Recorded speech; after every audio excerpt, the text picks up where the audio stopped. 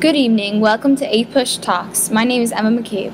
And I'm MccabeSchwartz. Today we're discussing an interesting story, a podcast we've titled You've Come a Long Way, Baby, named after a compilation of articles published in a 1971 edition of the Highland Fling, the school newspaper of Northern Highlands Regional High School. The compilation was made by student journalists in 1971 for the purpose of showing, quote, the developmental stages of our present dress code, from first hatching to final student opinion. The first-hand accounts in the presence of this display in the school hallway depict the growing social acceptance of the movement toward gender equality within the walls of the high school. When Northern Highlands first opened in 1965, the dress code called for girls to wear only skirts and dresses, no pants. This eventually changed, however, when the school decided that, quote, slacks could be worn to school on cold days at the student's discretion, as written in a 1969 article that was one of the 3 articles making up a compilation. Longtime teacher Bruce Emra commented on his experience during this time period. So the school opened in the fall of 65. I came in the fall of 67. And at that time, as you probably know from reading those articles, girls had to wear either skirts or dresses. Right, that was a rule. And I'm not sure how soon thereafter girls lobbied for a change so that they could wear, I don't think at first they were allowed to wear jeans, maybe they could wear corduroys and slacks. I'm not sure of the exact sequence, but I mean the students pushed for it. A lot of the movement was directed by and for students, so I was wondering about how the female faculty played into that, because my understanding is that they also were directed to wear skirts and dresses.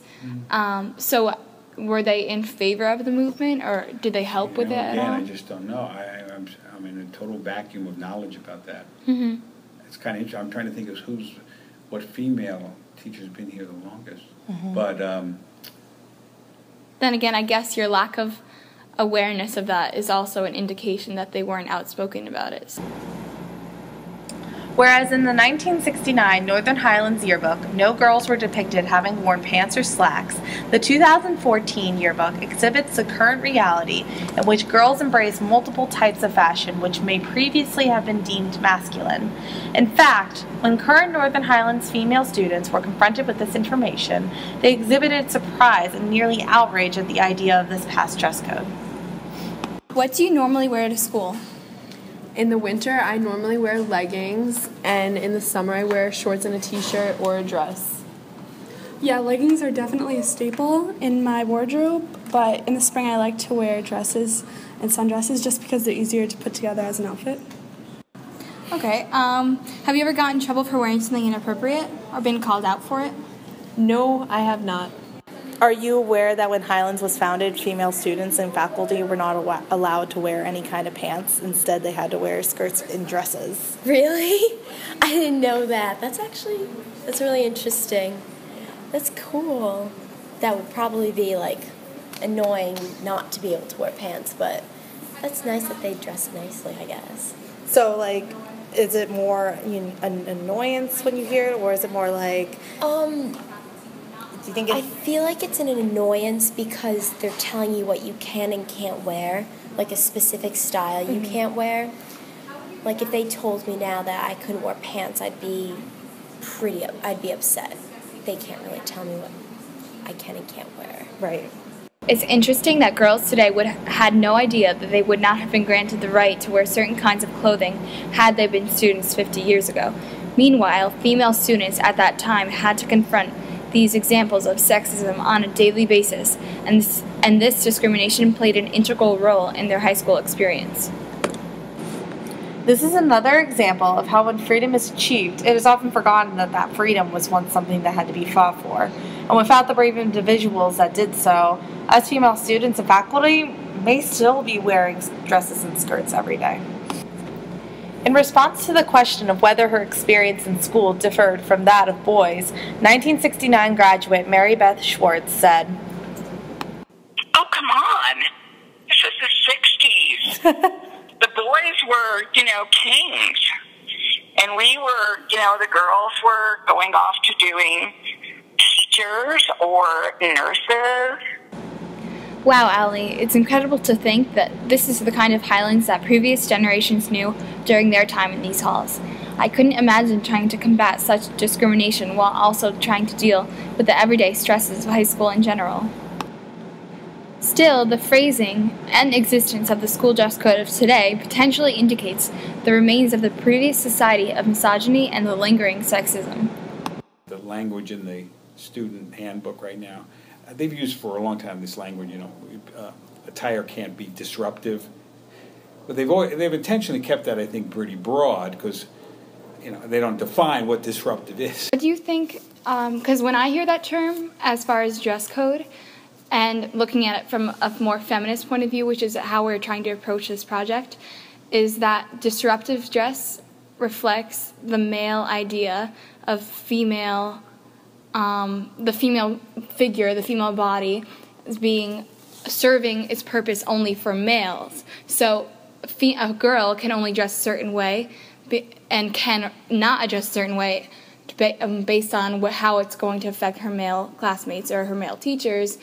And that's a good theory. I like that theory. Yeah, so I think, do you think that accurately represents the idea that, our mostly, if not all, male administration and the guidelines that they set forth represents the, I don't want to put down our administration, but the kind of outdated point of view that that females have to, represent themselves in a way that will adhere to what the men want of them, or... the trouble is, the question is so complex. The fact that Mr. Emra, as a male teacher at Northern Highlands, doubts whether these dress code policies were and are examples of gender discrimination, while MccabeSchwartz, as a female student during this period of change, strongly recognizes her experience with favoritism, speaks to the idea that not only were females more aware of the inequity, but they also perhaps choose to remember it differently than males do. Next, we're going to hear from Annie Paulsat, younger sister of Mary Beth, who we have previously heard from. Since the time that Mary Beth graduated from high school in 1969, Northern Highlands seems to have shifted toward a more equal reality for both sexes. In 1969, while Mary Beth was simultaneously experiencing discrimination at Highlands and dress code restriction changes, Annie's peers created a petition so that girls could wear pants at Cavallini Middle School, where she was in 5th grade at the time, instead of mandated dresses and skirts. When her parents found out, they were furious. However, as you're about to hear, things have changed by the time she got to high school in 1973. In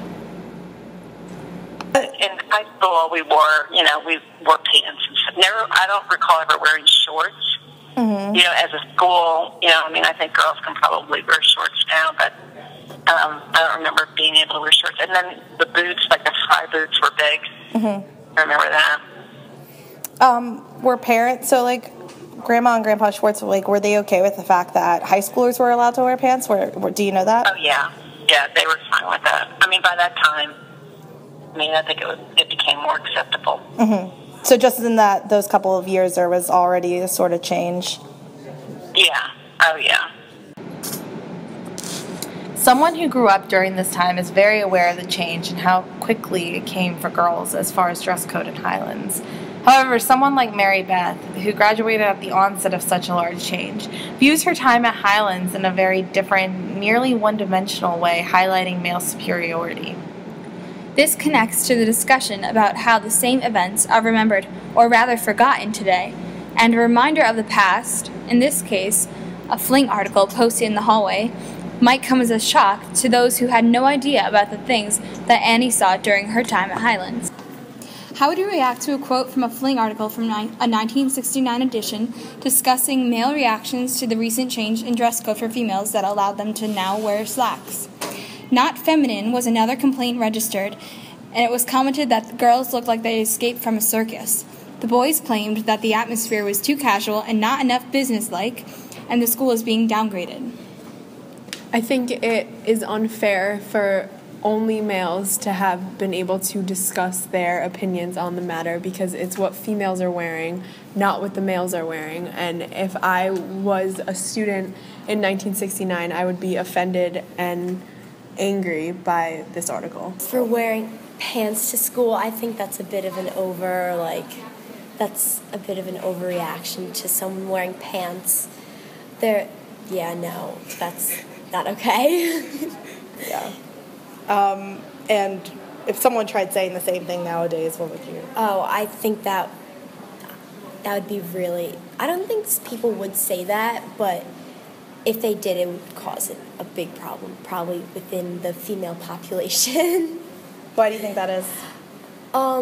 Seeing how, like, times have changed more with, like, clothing freedom. Right. It would be very out of place and a little bit backwards to say, oh, you can't wear pants because you guys look like you came from a circus. I think that's just, I don't know, comes across the wrong way. Right.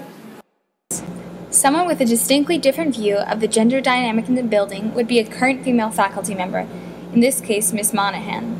When prompted by Mr. Emra about whether dress codes pertaining to her as a teacher were potentially implemented with misogyny, she responded with a sincere and assured no, thereby rejecting the idea that restrictions to female clothing with the intent of achieving modesty is an example of male accommodation. Rather, she believes that these limitations are instituted in an effort to promote self-respect.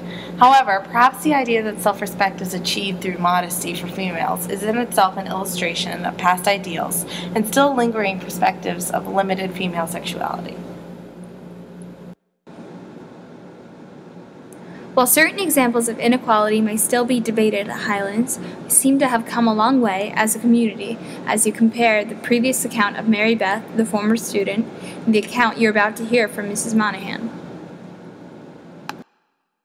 I worked in business for 10 years before I came here, so it's pretty bad out there. Out there? Yes. Out there. Absolutely, yes. Like the misogynist, looking at them, looking at you like your job is in the kitchen type of like look, and like, yes, out there, not in here.